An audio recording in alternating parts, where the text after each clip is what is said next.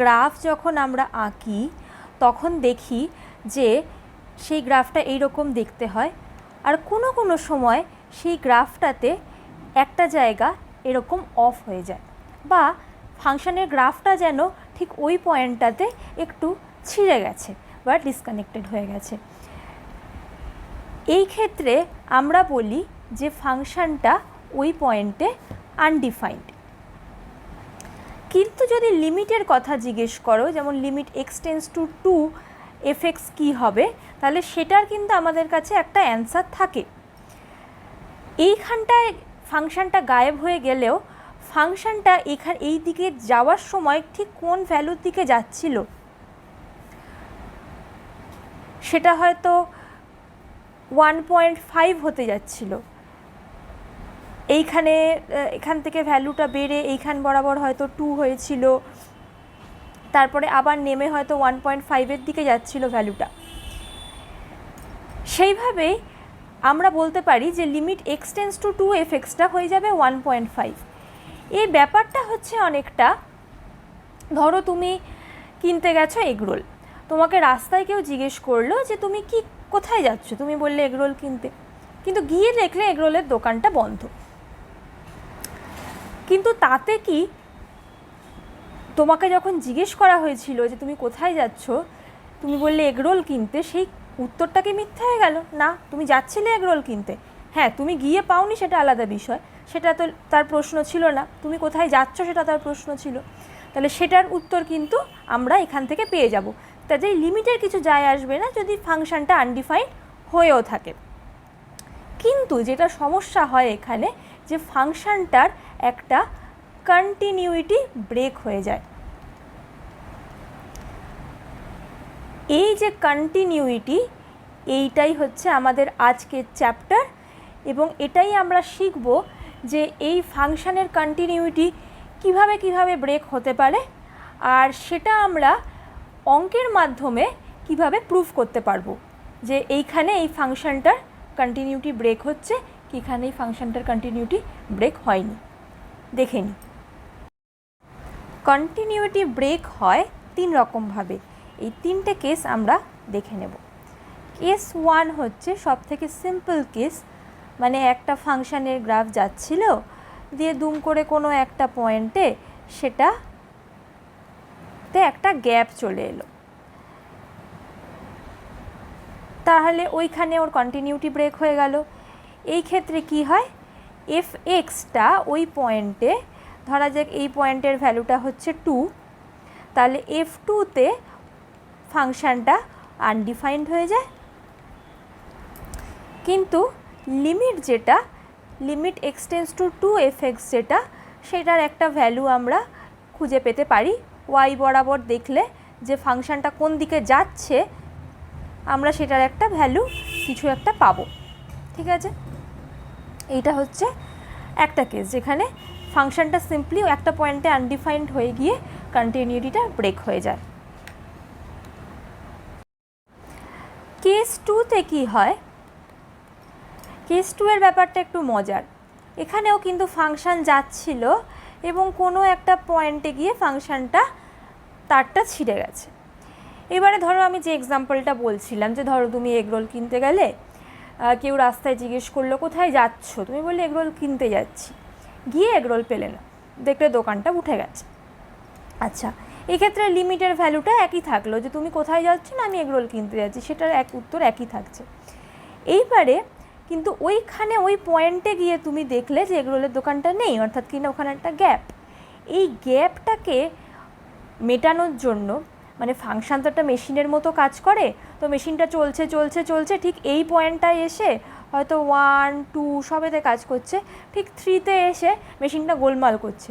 তো মেশিনটা যাতে গোলমাল না করে তার জন্য আমরা ওখানে একটা কোনো ভ্যালু নিজেরাই দিয়ে রাখি, যে মেশিনকে বলে দিই যে 3তে এলে তুমি ওই ভ্যালুটা দিয়ে দেবে। মানে ধরো আমাদের ফাংশনটা এইরকম, x² - 2 এরকম, নিচে x - 3। এবার যেই নিচে x - 3 এসছে, তার মানেই বুঝতে পারছো যে নিচে এই 3তে গিয়ে তারটা কেটে গেছে। তো তার মানে আমি ধরো এরকমভাবে ফাংশনটাকে ডিফাইন করলাম যে 3 নয়, এরকম সমস্ত পয়েন্টের জন্য এই ফাংশানটা এই রুলেই চলবে। শুধু 3 এর জন্য আমি ফাংশানটাকে বলে দিলাম যে 3তে তোমার ভ্যালু হবে 5, যখনই 3 আসবে তুমি 5 ভ্যালু দেবে। এবার এখানে এই ভ্যালুটা হয়তো যেটা লিমিটটা যেত, ধরা যাক লিমিটটা যাচ্ছিল 2 এর দিকে, সেখানে তুমি ভ্যালুটা ধরলে 5 এইখানে, মানে তুমি যাচ্ছিলে কোথায় যাচ্ছ সেই প্রশ্নের উত্তর এগরোলের দোকানে, কিন্তু গিয়ে দেখলে এগরোলের দোকানটা উঠে সেখানে হয়ে গেছে একটা চপের দোকান। মানে যাচ্ছিলে 2 এর দিকে, গিয়ে দেখলে তার ভ্যালু হয়ে গেছে 5।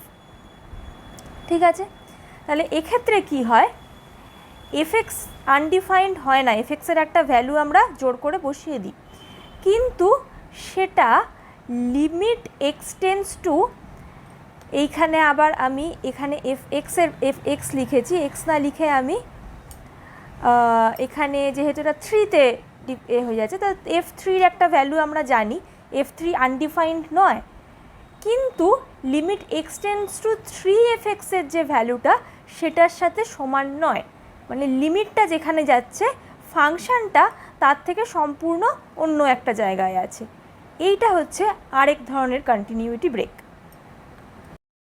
এবারে আসি কেস 3-তে। কেস 3-তে হয় কি, আমরা এই ফাংশানটাকে দুই রকমের ফাংশান নিই। কোনো একটা পয়েন্টের এক পাশে ধরো পয়েন্টটা হচ্ছে 2, সেই 2 এর এক পাশ বরাবর ফাংশানটা একরকম যাচ্ছে, আর ঠিক 2 এর পর থেকে ফাংশানটা আরেক রকম যাচ্ছে, মানে দুটো ফাংশন দুরকম নিচ্ছি। ধরা যাক 2 এর আগে আমি নিলাম x² + 3, এটা হচ্ছে x যখন 2 এর আগে আছে, আর x আমি নিলাম x² + 5, x যখন 2 এর থেকে বেশি।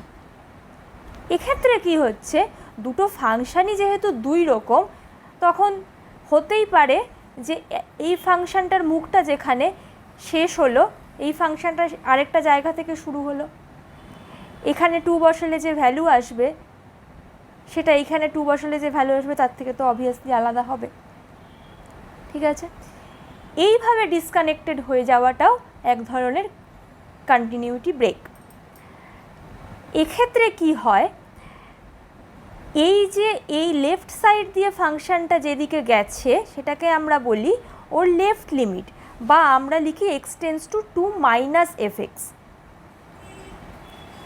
আর রাইট সাইড দিয়ে যেদিকে এসছে ওই একই 2-তে, সেটাকে আমরা বলি রাইট লিমিট, সেটা হচ্ছে limit x tends to 2 + fx।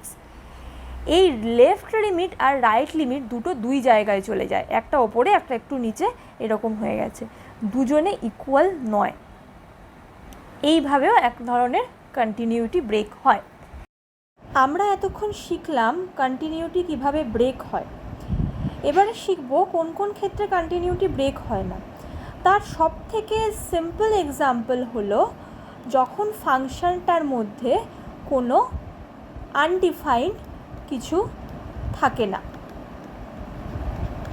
অর্থাৎ কি না ফাংশনটা এরকম স্মুথভাবে চলতে থাকে। কারণ কন্টিনিউইটির কনসেপ্টটাই এটা যে আমরা কন্টিনিউয়াসভাবে, বলে যে পেন না উঠিয়ে আমরা কার্ভটাকে পুরো ড্র করে যেতে পারবো, সেটাই হচ্ছে কন্টিনিউইটি। তো যদি কোনো আনডিফাইন্ড পোর্শন না থাকে, তাহলে কোথাও কোনো গ্রাফটা কোথাও ডিসকন্টিনিউড হয়ে যাচ্ছে না, তাহলে সেই ক্ষেত্রে সবথেকে সিম্পল কেস যেখানে কন্টিনিউইটিটা ব্রেক হবে না। কেস 2টা আমরা যেটা করেছিলাম কন্টিনিউইটি ব্রেকের ক্ষেত্রে, সেখানে হয়েছিল কি, এরকম একটা ফাংশন চলছিল, ফাংশনটা কোনো একটা পয়েন্টে আনডিফাইন্ড হয়ে গেছে। আমি ধরা যাক লিখছি ফাংশনটাকে x² - 4 x - 2, যেটা x = 2-তে গিয়ে আনডিফাইন্ড হয়ে যাচ্ছে। তাই জন্য আমি কি করছি, x2 নয় এমন সমস্ত পয়েন্টের জন্য গ্রাফ যেমন ছিল চলবে, শুধু x2 পয়েন্টের জন্য আমি একটা পয়েন্ট ডিফাইন করে দিচ্ছি, সেটা হয়তো আমি ডিফাইন করলাম 5-এ, যার ফলে একটা অন্য জায়গায় পয়েন্টটা ডিফাইন করার ফলে এইখানে আমাদের গ্যাপটা রয়েই গেল। মানে আমরা যাচ্ছিলাম এগরোল কিনতে, এখানে এগরোলের দোকানের বদলে আমরা চপের দোকান করে দেওয়ায় আমরা যে এগরোল গিয়ে সেই এগরোল কিনতে পারলাম না, সেই ব্যাপারটা কিন্তু রয়েই গেল।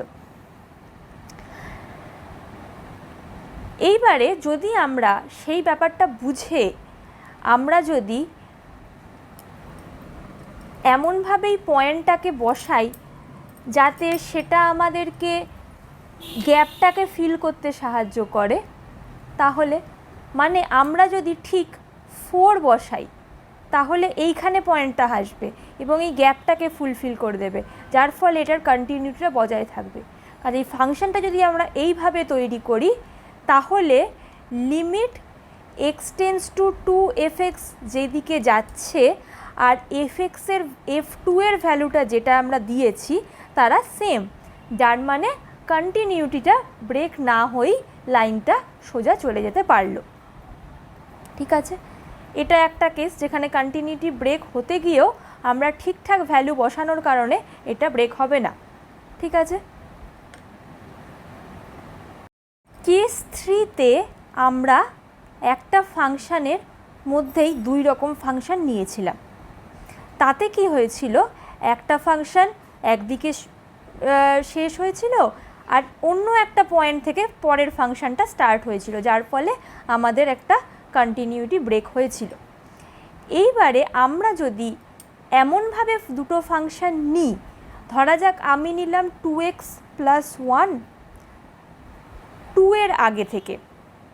ঠিক আছে, মানে আমরা 2 পয়েন্টের আগে অবধি একরকম ফাংশন যাবে, 2 এর পরে অবধি আরেক রকম ফাংশন যাবে। ঠিক আছে, তাহলে 2 এর আগে অবধি 2x + 1 আর 2 এর পরে সেটা হয়ে যাচ্ছে 3x - 1 যখন xটা গ্রেটার দ্যান 2। ঠিক আছে, বোঝা গেল। এইবারে দেখো দুটো ফাংশনই আমি এমন নিয়েছি যাতে ওটা ঠিক 2-তে গিয়ে একই রকম ভ্যালু দেয়। মানে এইটা হয়তো এরকমভাবে গিয়ে এইখানে গেছে, পরের ফাংশনটা আমি এমনই নিয়েছি যে সেটা এদিক বা ওপর বা নিচ না হয়ে ঠিক ওইখান থেকেই স্টার্ট হবে। তাহলে